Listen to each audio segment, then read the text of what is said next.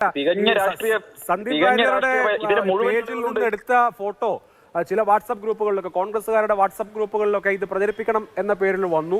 അതുപോലെ തന്നെ പത്തനംതിട്ടയിലെ ഒരു യൂത്ത് കോൺഗ്രസിന്റെ ഭാരവാഹി, അവർ ഈ കേസിൽ പ്രതിയാണ്, അവർ ആ ഫോട്ടോയാണ് അവരുടെ ഫേസ്ബുക്കിൽ തന്നെ പോസ്റ്റ് ചെയ്തിരിക്കുന്നത്. അപ്പോൾ താങ്കളുടെ വോളിൽ നിന്ന് എടുത്ത ഫോട്ടോ ധാരാളമായി ഉപയോഗിക്കപ്പെട്ടിട്ടുണ്ട് ഇരയെ ഐഡന്റിഫൈ ചെയ്യാൻ.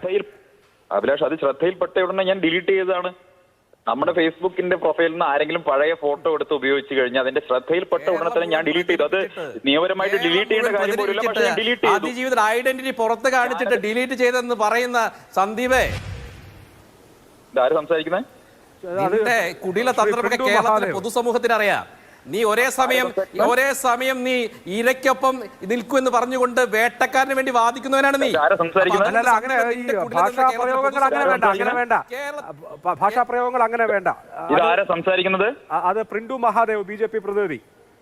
അല്ല, ഇരയ്ക്കൊപ്പം സഞ്ചരിക്കുകയും